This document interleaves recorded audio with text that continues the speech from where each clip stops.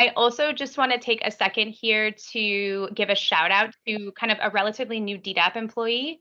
Amanda Madison is the individual who's recording the call today. You might see her picture up in the little snapshots at the top there. She is the newest member of the DDAP quality improvement team. We're very excited to have her. You will see her obviously more on these calls. Gloria Gallagher is also usually with us. However, she is at the Faces and Voices of Recovery Summit in St. Paul, Minnesota right now, so she's not here today. All right, we are going to go ahead and get started. So before we do that, I am going to just make sure that the poll is available to folks. So if people are not seeing it, you might want to scroll all the way to the top of the chat. And perfect. And if you're not able to respond to it right now, then what I would just ask that you please do is type what represents your position in the chat. So if you're leadership, if you're a director, if you're a CEO, if you're a QI person, if you're a vice president, please type that in the chat box for us. If you're a counselor, please indicate that, or a counselor assistant. If you're a clinical supervisor, a case manager, a tech, a CRS, or if you're representing an insurance company, just please kind of tell us what position you represent today. That would be really, really, really helpful for us.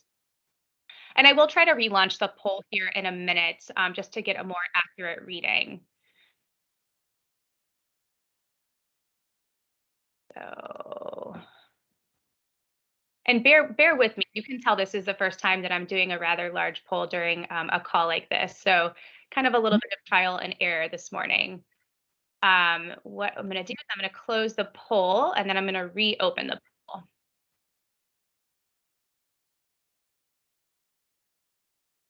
There we go.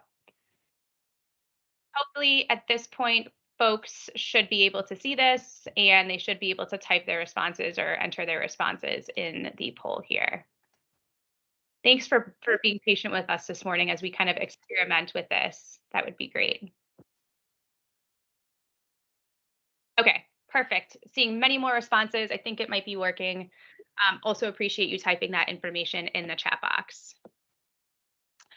We're going to go ahead and get started. And just a reminder, you are being recorded. If you're not comfortable with being recorded, please, leave the call right now, and rest assured the content from this call will be made available on the ASAM transition website at a later date. Really excited about the topic today, which is operationalizing individualized care.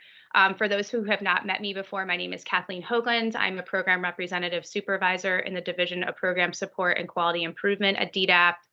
And we have been having this series since actually October of 2021. So today marks 1 year that we have been having these calls. We have these on a monthly basis. It's usually the first Monday of every single month.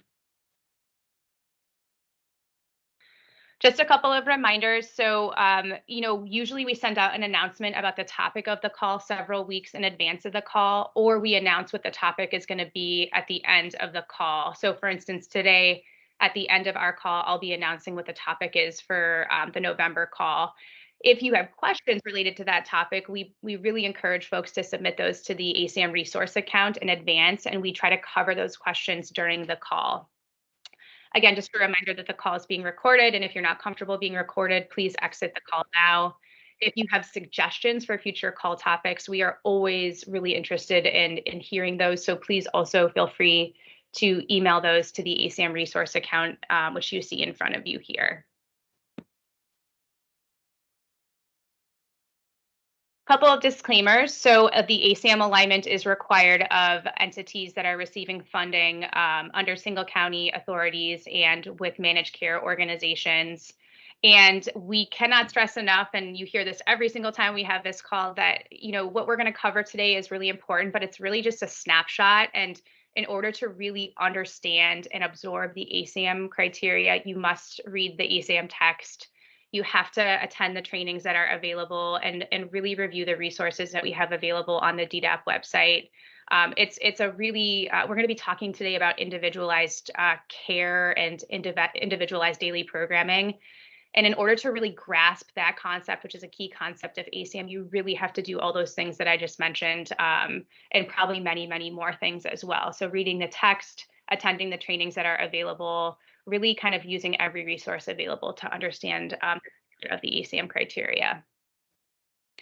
I'm going to take a moment here and I'm going to go ahead and close the poll. And I am going to, I'm just going to close that so that can kind of stop. And I will let you know about the results here in a minute. So the learning objectives today. So we're going to take a look at the existing resources that we have available related to this topic, and we are going to review principles of ASAM related to individualized care and programming. And we're going to be reviewing different ways of providing individualized daily programming. We will be showing a couple of example schedules today. And just really want to reiterate that these are example schedules. This is not DDAP kind of saying this is exactly what your program needs to look like. This is the only way that you're going to be considered aligned. That's not it. We're really just trying to get people to kind of start to conceptualize what this might look like from the ground, and just to kind of open up a couple of opportunities for how individualized program could look.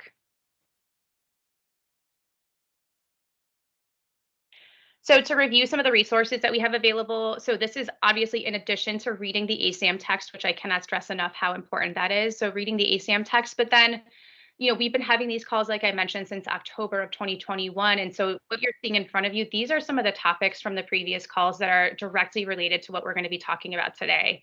What we're talking about today is really kind of putting everything, all these things that you see in front of you together and putting it boots on the ground. This is how ASAM aligned programs would look in terms of daily programming. This is how you provide individualized patient-centered care versus program-driven care. So it's a lot of information, but when we put it all together, it really does start to make sense. And I think it's really fitting today that we're going to be talking about this a year into having these ASAM monthly TA calls. So what you see in front of you, what you'll see are slides from the call, but you'll also see the recording. So I'm not seeing that many counselors on the call today. I see that's kind of 1% of who is attending today, but I am seeing quite a few clinical supervisors and quite a few leadership. That's actually the majority of who's on the call today.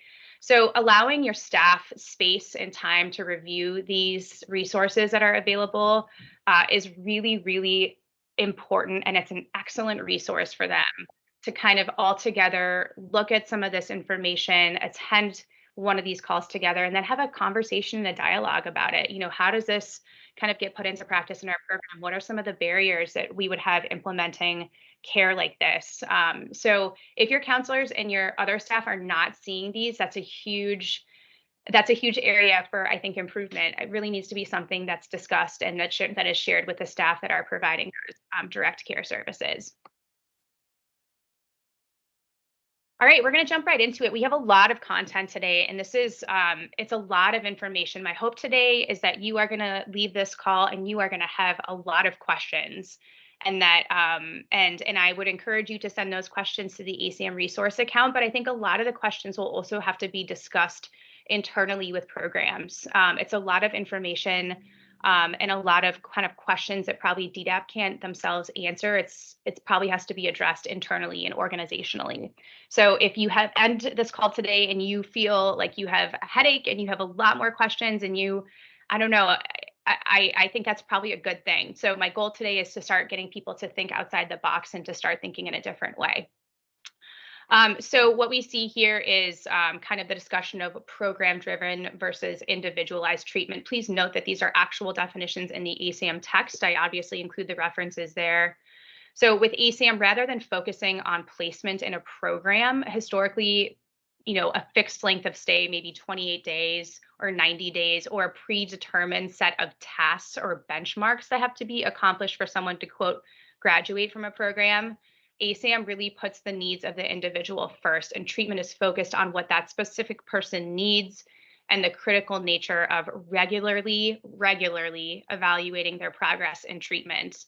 So there may be graduation requirements, but in an individualized program, these requirements would then look different for everyone and the patient would be an active participant in identifying graduate requirements that are meaningful to them and that make sense based on who that individual is, what their needs are, and what their goals are.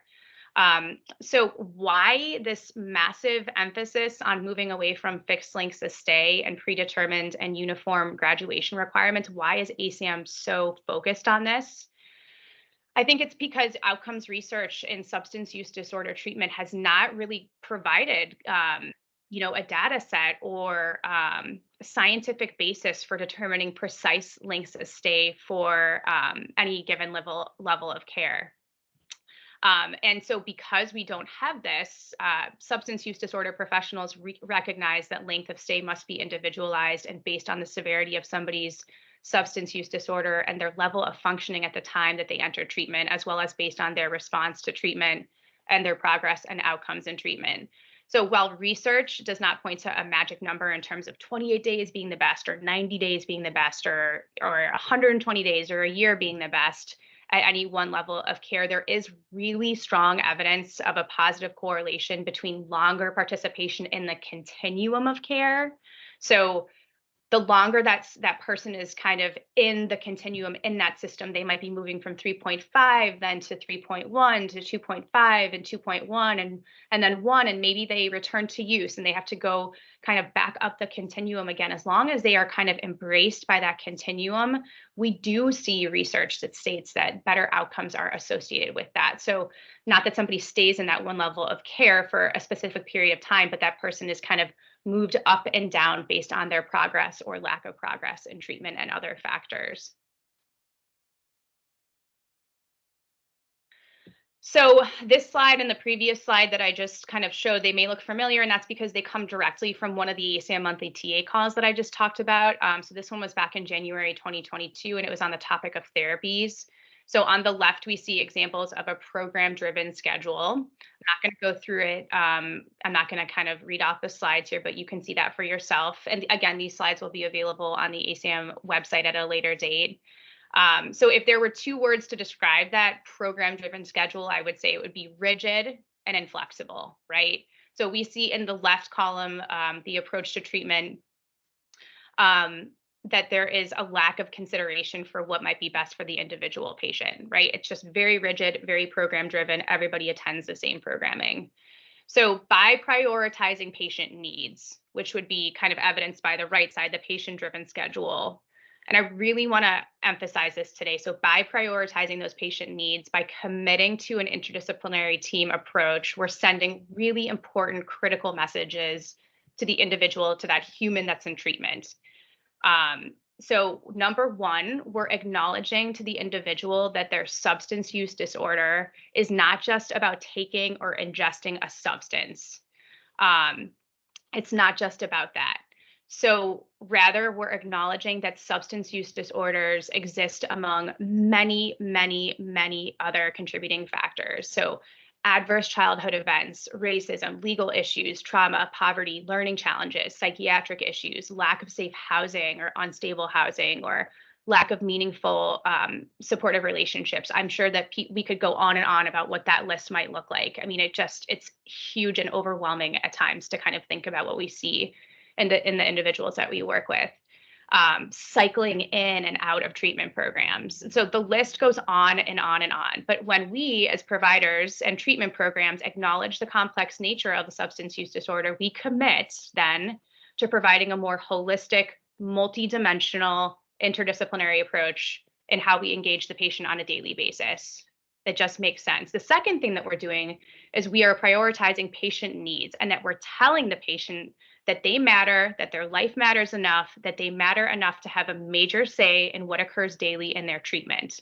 And we are saying this to the patient. We are listening to what the patient's telling us.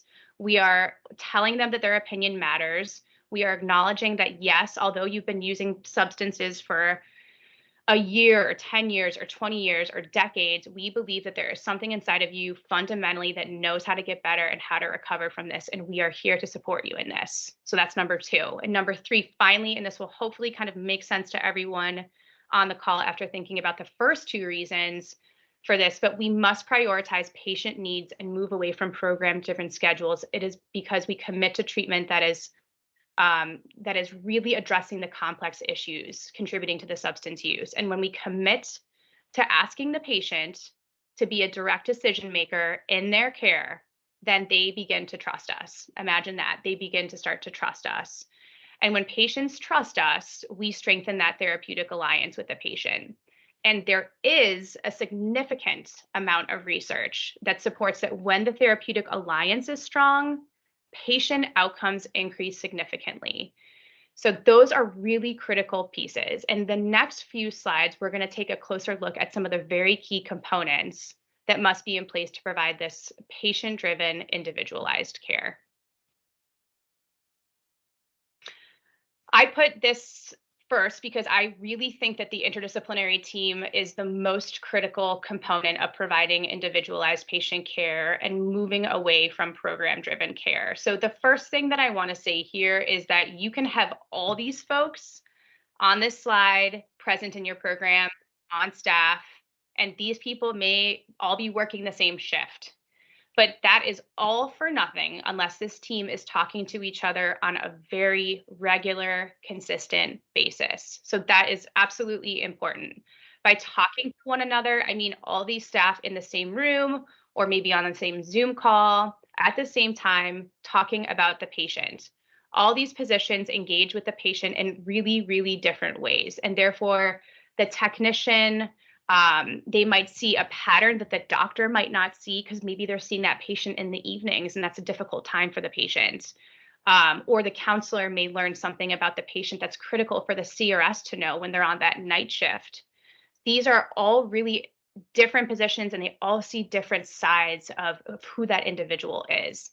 The second part is that each of these positions offer something different to the patient. So often so much is put on the counselors to really engage the patient, and counselors, they have such a critical role and I don't want to minimize that. But patients need a variety of interventions. They are complex individuals and they need a variety of providers if we are going to heal the complex individual that they are, though that multidimensional kind of vision of who that person is. So in the previous slide, I discussed that acknowledging to the individual that their substance use disorder is not just about taking or ingesting substances. Patients are all these unique components spread across the 6 dimensions, and a counselor alone cannot treat all those components of the individual. Again, they are such a critical piece, but it's got to be a team approach if we're going to make a dent in improving the life of this individual. We have our medical providers and nurses who provide their expertise and care on issues related to dimensions 1, 2, and 3. We have techs and CRSs who assist patients with their therapeutic homework. Really, that covers all the dimensions and also assist patients in dimensions 5 and 6, developing that social support, that recovery component, learning how to live as a recovering person, how to connect with people socially, learning those skills necessary on how to just live and be an adult as a recovering person on a day-to-day basis. We have case managers and we have UR staff helping patients with things like housing and healthcare and employment and knowing where they'll go next along the continuum. And then we have counselors and counselor assistants and clinical supervisors who are meeting with patients individually to address a range of really difficult issues and realities that touch every facet of who that individual patient is. So finally, this team is so important because if we're going to provide patients with daily programming that is tailored to their unique needs, every position listed on here needs to be able to provide services. When we look at the list of therapies that should be provided for ASAM level 3.5, for example, on page 251, it's kind of a bit overwhelming. It's a really, really big list of therapies. And I actually have a slide that's going to show that in a couple of minutes here. But when we take a step back and we look at all the people on our team, all of our colleagues, and we begin to get creative and we begin to get a little bit more flexible, we see that it's absolutely possible to provide the menu of therapies required at that level of care. Let's say, example, ASAM level 3.5. We begin to step back from those old ideas about counselors kind of providing all the services. We begin to look at ways that these other team members can step in, provide their expertise, and contribute to treating the complex needs of the individual. This is a close tie for how important this is. So I guess I would actually put interdisciplinary team, but individual therapy sessions really kind of head to head in terms of their level of importance. And this might be confusing for folks because I just came off of saying that it can't just all be relying on counselors. And I do fundamentally believe that, but I also just really want to drive home the point that um, individual therapy is absolutely so critical for individuals in treatment, no matter what level of care they are in. Um, so program driven treatment, so the model we're trying to kind of move away from would say that all patients are getting one individual session once weekly, period. Maybe not even that.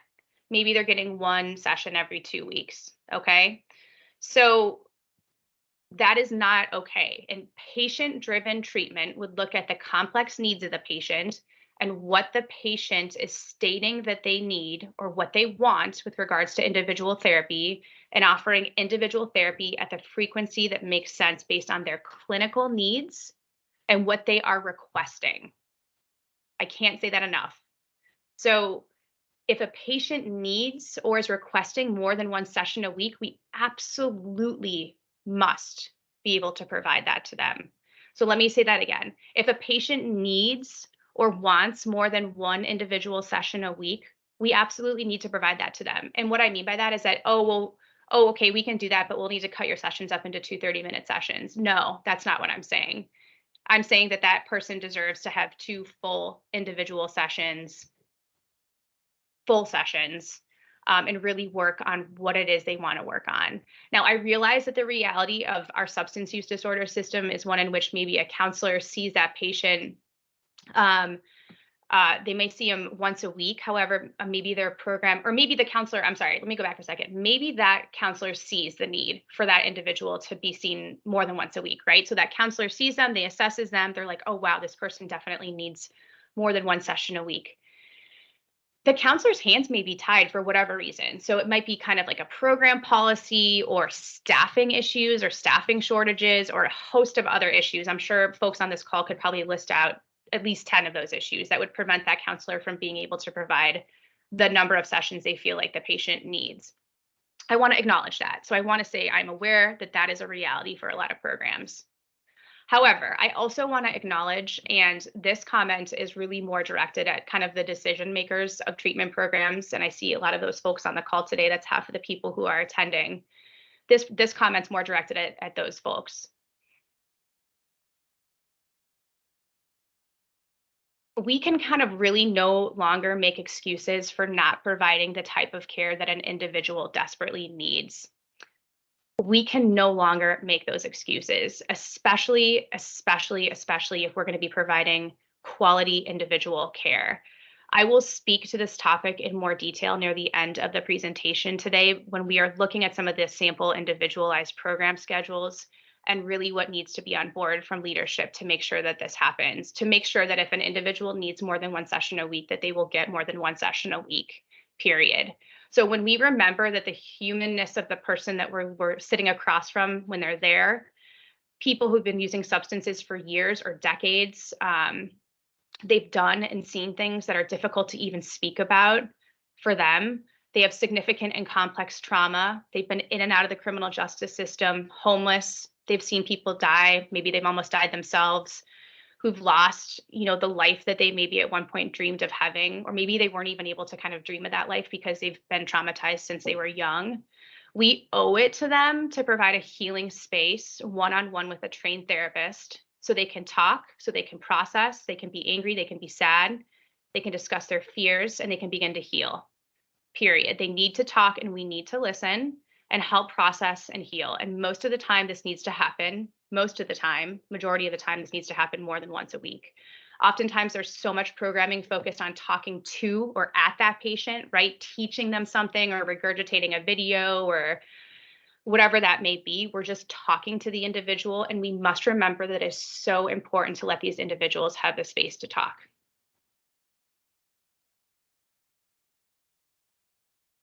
Case management. ASAM does not always highlight the importance of case management, but we, DDAP, we want to emphasize today how incredibly important case management is in providing individualized patient care. So What this slide is really focusing on is what case management includes. We are not going to sit here and tell you today kind of how to operationalize case management. That's really something that needs to be decided on a program to program basis. Obviously, some key points are that case management is separate and distinct from clinical services. However, it is really important to address that those issues that we discuss and we address in case management are equally as important as what is discussed in clinical treatment. Case managers are communicating with the patient's counselor. That's so important for the case manager and the counselor in particular to be communicating, in that interdisciplinary team meeting, but then also maybe separate conversations as well.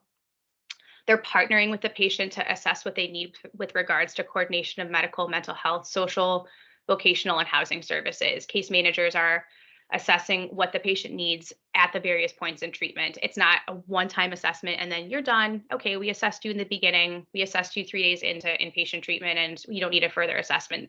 What they're going to need is going to change as treatment goes on.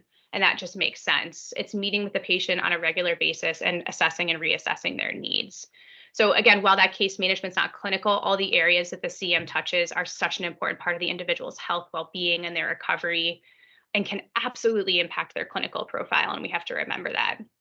So one of the major responsibilities of case managers is obviously coordinating the transfer to other levels of care and aftercare planning, making sure that we're working with the patient to identify where continued counseling or psychiatry or medical appointments will occur, making sure that there's transportation to and from appointments, identifying a provider that can offer a step-down level of care, making sure there's a steady flow of communication between the two programs to ensure a smooth transition and to reduce likelihood of any disruption of services, which we know can be really detrimental.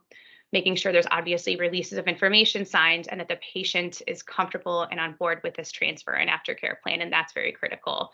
If the patient's not comfortable with their aftercare plan or where they're going to be going, it's going to put that person in a very, very bad position, and we're really going to set them up for failure, which is not good patient care. So lack of case management or poorly planned or delivered case management can result in obviously some really unfavorable circumstances. So I'll give you a couple of examples here that we've seen.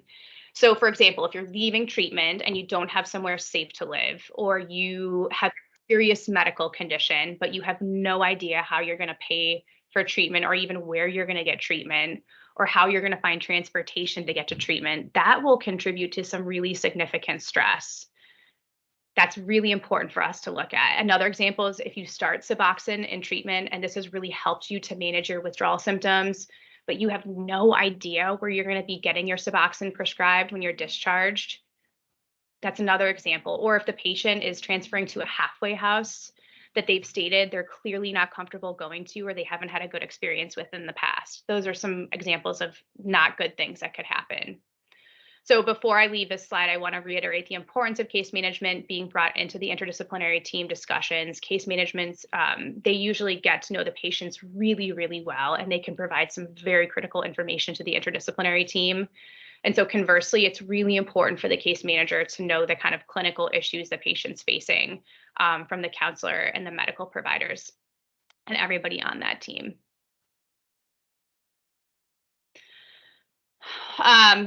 So one of the components of offering individualized programming includes population-specific programming. Different populations require different intervention strategies, approaches, and content. What may be appropriate for one population may be inappropriate and actually feel unsafe for another population. So we really need to be mindful of that. Ignoring the unique needs of specific populations by requiring all patients to attend the same programming can lead to a traumatization, a re-traumatization, and a really poor response. Population-specific programming is trauma-informed at its core because we are acknowledging the unique needs of that population, and we're sending a really clear message that we respect that individual enough to provide the best treatment possible, and we understand and are committed to treating their unique needs. In this slide, I'm highlighting some. This is not DDAP saying these are the evidence-based groups you must use, and if you're not providing all of these or one of these, then you're not doing it right. Please just know this is an example. These are examples of what we're talking about in terms of evidence-based groups. So in this slide, I'm highlighting some evidence-based interventions that can be implemented to provide individualized care. So This obviously is not an exhaustive list. And what's important to note here is that ideally programs would be able to provide options to patients. For example, during group time slots, allowing patients to choose between seeking safety or the matrix model. Or the therapist and the patient may look at the calendar for that week and be able to choose together which groups the patient would benefit from based on what they're working on in individual therapy that week. In general, we want to move away kind of from all patients attending the same programming and adding in patient choice and flexibility in programming. So we're going to be taking a closer look at this concept in the next few slides. All right, so we are kind of at part 2 of our presentation. We're going to be getting more into the details of how operationalizing individualized programming might look. So I realize this is a kind of a busy chart. And again, please know that this is available after the call today on the ASAM transition resource webpage. So all the slides will be available. But what we did here, and I'm doing this first before we get into kind of into the weeds a bit, is we wanted to kind of acknowledge that staff is obviously the biggest factor in being able to provide individualized programming. So in order to diversify programming and to provide choices based on individual patient needs, we have to have the staffing in place to make this possible. And this is of utmost relevance right now because we know and we acknowledge that there is a staffing shortage impacting pretty much all members of the interdisciplinary team. So I want to throw that out there. We're recognizing that. We realize that that is absolutely a factor that we're kind of dealing with here. But with that in mind, we're also going to be talking in a bit here about the importance of kind of creativity and flexibility in that individualized daily schedule. So what I put together here is a chart that illustrates. I'm actually going to try to use my pointer here today. So what I have here is a chart, and obviously, so we have some of the therapies what I'm focusing on is an example from ASAM level 3.5 for this. So on the left side there, you see kind of some of the therapies that should be available at that level of care. So that's part of that menu of options that we've been talking about. So please note that this list, again, is not exhaustive, and I just included some of the core therapies that I know are being provided. So in the left column is the therapy or the activity here, okay? So we have that, and we put this list together to help providers see that there is a level of flexibility in who can facilitate certain therapies or activities. Some pieces I want to highlight are the difference between psychoeducation group and psychoeducation. So you'll see psychoeducation group and then psychoeducation. And then you'll see art therapy versus art, and then rec therapy versus recreation. Okay. And only a counselor or somebody who meets the requirements for the position of counselor can facilitate a therapy or a group. So that's considered a skilled treatment service. And we're actually going to look more closely at that definition on the next slide here. So techs and CRSs cannot run a therapy or a group, period. So techs and CRSs cannot run a therapy or a group. They can, however, potentially run a psychoeducation, or they could run an art activity, or they could run a recreation activity. So psychoeducational group. So let's talk for a second. Let's just pull it back. So talking about the difference between a psychoeducational group and how is that different than psychoeducation? Psychoeducational group involves processing and requires a clinical skill set. Psychoeducation, just psychoeducation, maybe just watching a movie or learning about a health condition. That does not require a clinical skill set. Rec therapy includes some component of processing and requires clinical skill. Recreation might just be going to the park and practicing sober leisure skills. So those are just some things that I want to point out there.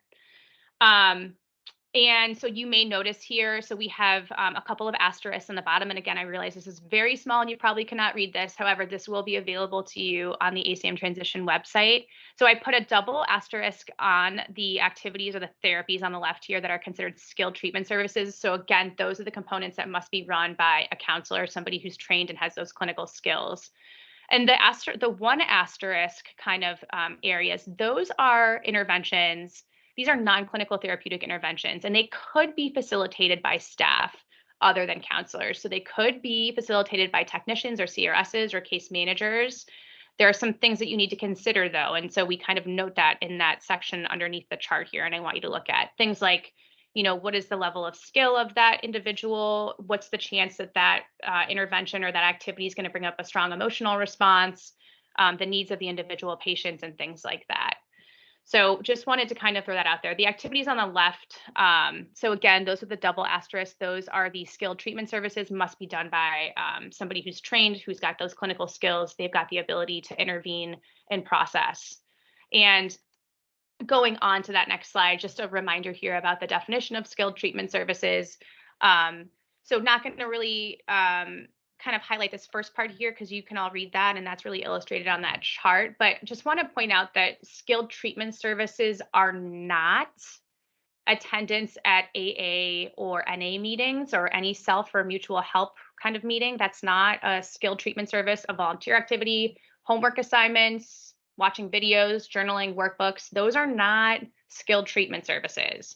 So just really need to be mindful of that. I would just encourage you to think to yourself, how much of that's kind of going on in our program? And probably a conversation to have internally and within the organization. So just love this definition. Actually, I think that this is on page 429. So maybe a mistake there. So if you're not seeing it on 430, it's because it's probably on 429. Just this again, I realize acknowledging this is a very busy slide. This is from a previous ASAM call, and I've mentioned the menu of therapies that must be available across the levels of care. This is exactly what I'm talking about. So when we see this on the left side, we see the clinical services and the therapies. That's the menu.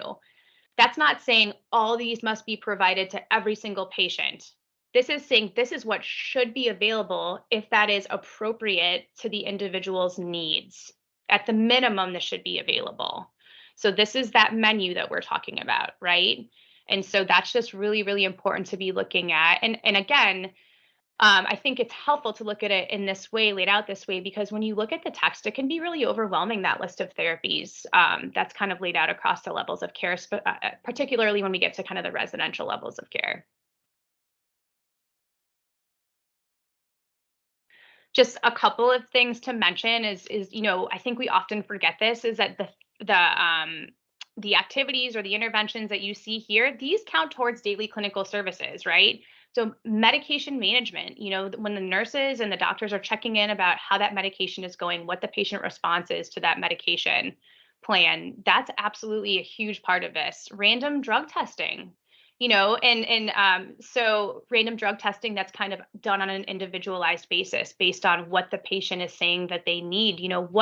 What's going to be helpful for them in terms of that random drug testing. Geez, uh, I really need to be tested on a regular basis. I know that there's a chance that I could use when I'm in here.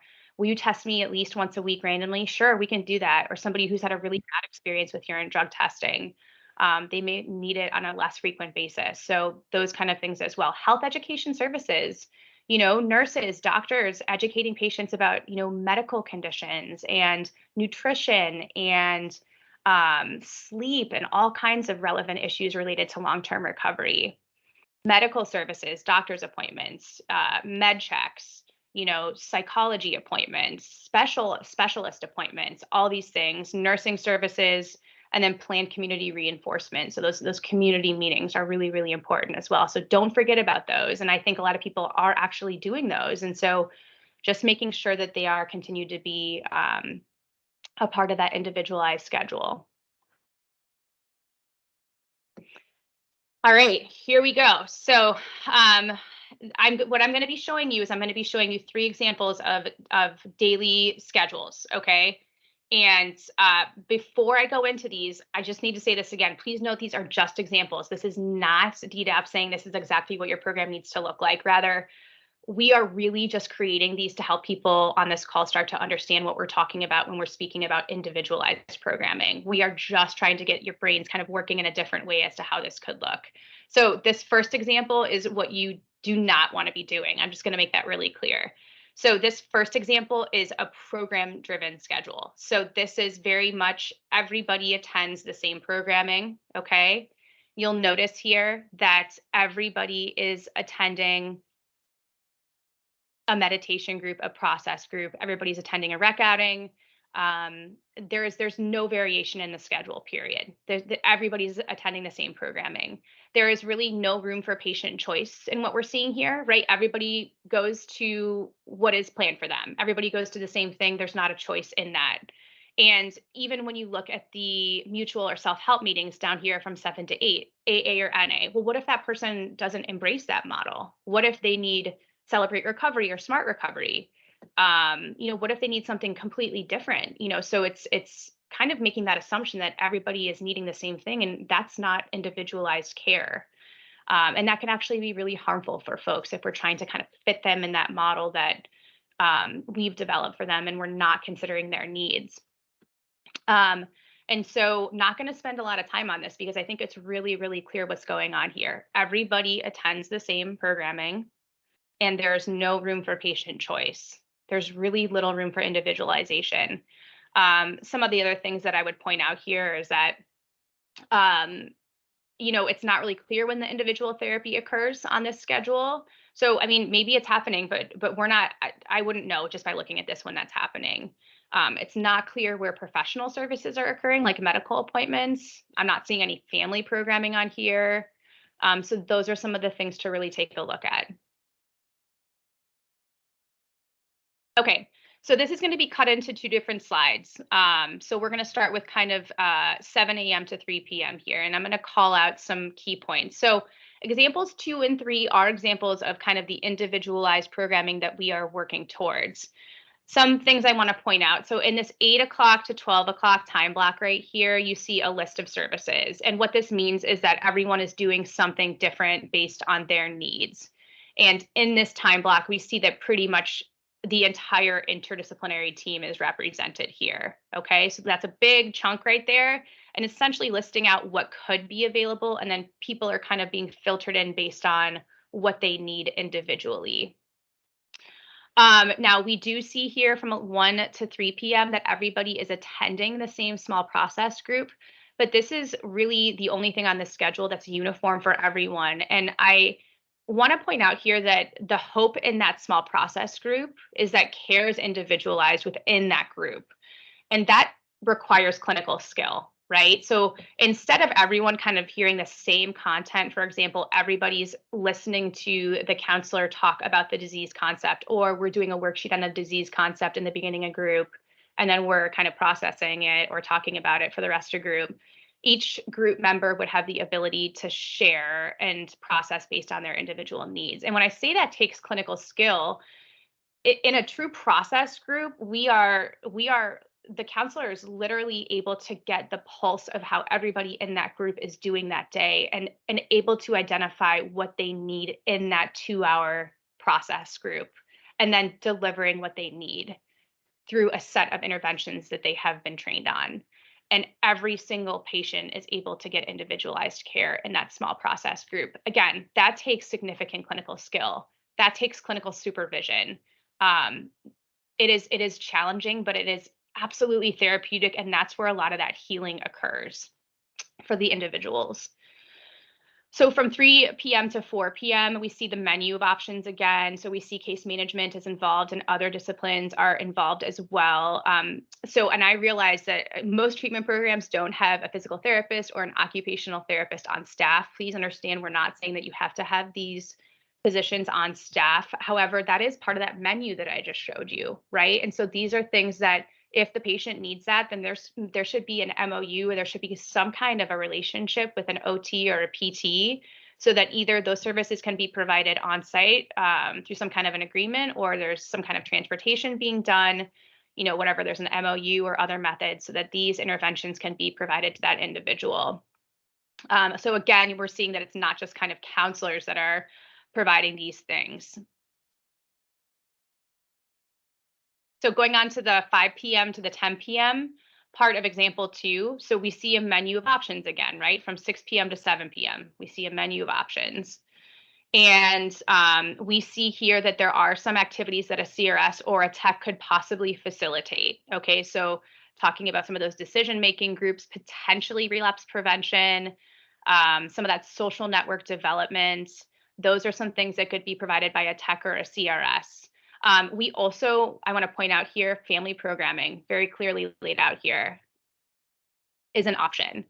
And then from 7 p.m. to 8 p.m., we see that there's a variety of recovery support group options, not just AA or NA.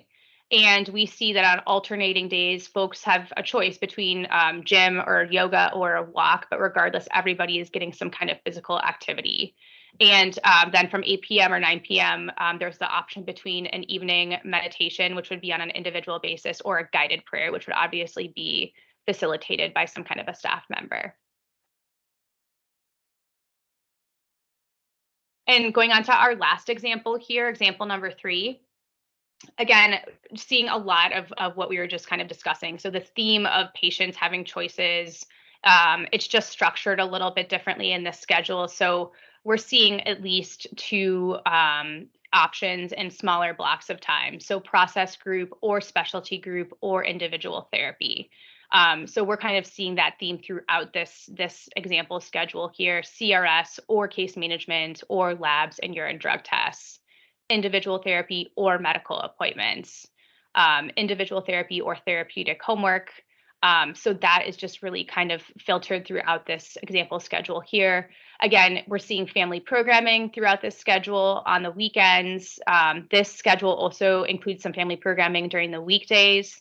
We clearly see where individual therapy could be provided. And we see community meeting, which is that community reinforcement kind of component that is part of those menu of services. So this is, again, just another example. I know this is a lot on one slide. Just please remember that this will be available on the slides on the ASAM transition website after the call today. All right, so this is one of our final slides today. And if you're if I know that's a lot that we just went through, and I know that there's a lot of logistical barriers, and so I just want to talk about that for a second. So we recognize that moving from program driven care to individualized programming is a huge undertaking. It is an overhaul, to put it lightly. We understand that. And so, with that in mind, we wanted to really include this slide to illustrate some of the very critical pieces that must be on board to effectively move from program driven care to individualized patient programming. So, first, and this is why I did the poll. So, I'm not sure if everybody can see the results of the poll, but 52% of who's on this call today is leadership. So directors, CEOs, vice presidents, quality improvement, those individuals. And we're really glad that you're on the call today, because this is really kind of speaking to you. So the decision makers must be supportive and committed to transitioning from a program driven model to an individualized programming model. It is absolutely critical to have leadership on board. It is necessary because there will likely need to be additional staff brought on board. And I want to emphasize that this may not be counselors or doctors or nurses. This could be case managers or CRSs and techs. There may also likely need to be an adjustment to the roles that existing staff play. And I think that that's the key here, because we know that it may not be realistic for additional staff to come on board. And it is still possible to make this change happen. And it is only possible if there is an adjustment to the roles that existing staff play. So nurses may need to assist with programming.